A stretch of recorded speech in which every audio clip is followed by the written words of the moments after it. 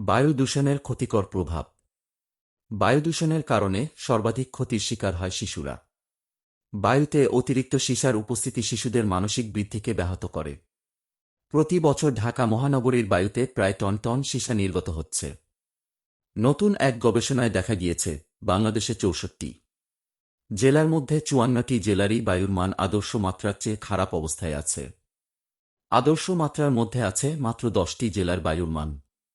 এই অতিরিক্ত বায়ু দূষণের সবচেয়ে খারাপ প্রভাব পড়ছে মানুষের প্রজনন ক্ষমতাসহ সার্বিক স্বাস্থ্যের ওপর।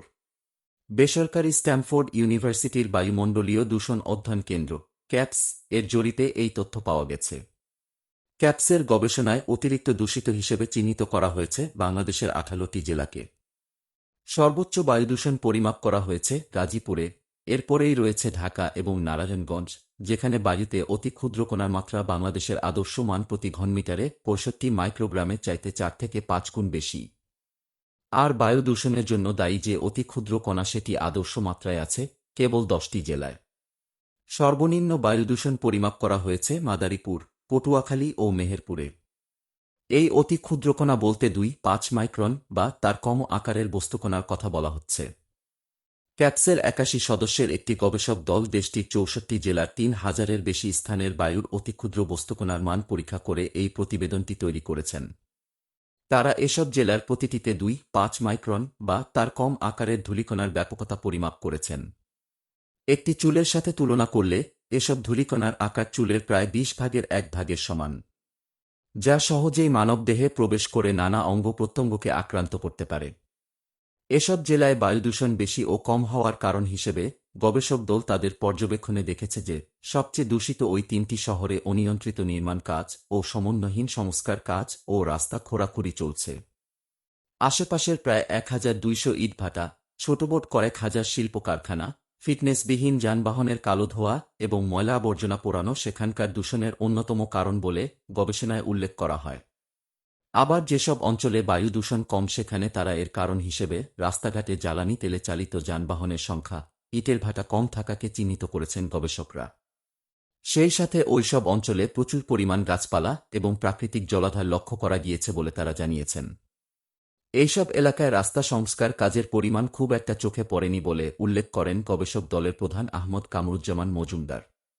তিনি বলেন, যেসব অঞ্চলে বায়ু দূষণের মাত্রা কম দেখা গিয়েছে সেখানে দেখা গিয়েছে বড় ধরনের কোনো প্রকল্পের কাজ বা শহরের প্রাণকেন্দ্রে রাস্তা খোঁড়াখুঁড়ি বা সংস্কারের কাজ হচ্ছে না। হলেও সংখ্যায় খুব কম। গবেষণায় সবচেয়ে বেশি বায়ু দূষণ দেখা গেছে মিশ্র এলাকায়। পরবর্তী অবস্থানে রয়েছে যথাক্রমে বাণিজ্যিক, রাস্তার সংযোগস্থল, আবাসিক, শিল্প এবং সংবেদনশীল এলাকা। এদিক থেকে তুলনামূলক কম দূষণ পরিলক্ষিত হয় গ্রামীণ এলাকায়। বিশ্বব্যাপী যেসব অসংক্রামক রোগে মানুষের সবচেয়ে বেশি মৃত্যু ঘটে, তার অধিকাংশই বায়ু দূষণজনিত। গবেষণা বলছে, সাম্প্রতিককালে বাংলাদেশের কয়েকটি শহরে বায়ু দূষণ এমন পর্যায়ে পৌঁছেছে যে সেখানে বসবাসযোগ্যতা নিয়ে প্রশ্ন উঠেছে। এই অতিক্ষুদ্র কণা এতটাই ক্ষুদ্র যে এটি সহজেই মানুষের চোখনাক মুখ দিয়ে ঢুকে রক্তের সাথে মিশে যায় এবং ফুসফুস, হার্ট, কিডনি, লিভার আক্রান্ত করে থাকে। তবে সবচেয়ে ক্ষতিগ্রস্ত হচ্ছে প্রজনন স্বাস্থ্য। বিশেষ করে গর্ভপাত, জন্মগত ত্রুটি, শিশুর স্নায়ুতন্ত্রের বিকাশে বায়ু দূষণ বড় ধরনের প্রভাব ফেলে বলে জানান চিকিৎসক রাশিদা বেগম।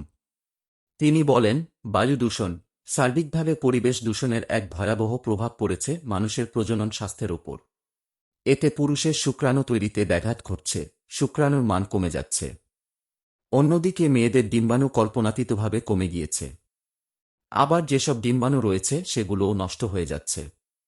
গত বছরে শিকাগো ইউনিভার্সিটির এনার্জি পলিসি ইনস্টিটিউট প্রকাশিত সর্বশেষ এয়ার কোয়ালিটি লাইফ ইন্ডেক্সে বলা হয়েছে যে বায়ু দূষণের কারণে সারা বাংলাদেশে মানুষের গড় আয়ু কমেছে প্রায় ৫ বছর ৪ মাস। ঢাকায় কমেছে প্রায় ৭ বছর ৭ মাস।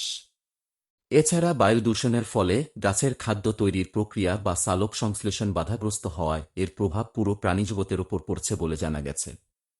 ঢাকা বিশ্ববিদ্যালয়ের উদ্ভিদ বিজ্ঞান বিভাগের অধ্যাপক মোহাম্মদ জসিম উদ্দিন বলেন, বায়ু দূষণের কারণে খাদ্য উৎপাদনের প্রক্রিয়া ব্যাহত হয়ে উদ্ভিদ নিজেও বিপদে পড়ে এবং উদ্ভিদের ওপর নির্ভরশীল প্রাণীরাও বিপদে পড়ে। এছাড়াও উদ্ভিদের বৃদ্ধি ও প্রজনন বাধাগ্রস্ত হয়। উদ্ভিদের জৈবনিক প্রক্রিয়া ঠিক না থাকলে পৃথিবীতে খাদ্য শৃঙ্খল ভারসাম্যহীন হয়ে পড়বে বলে তিনি মনে করেন।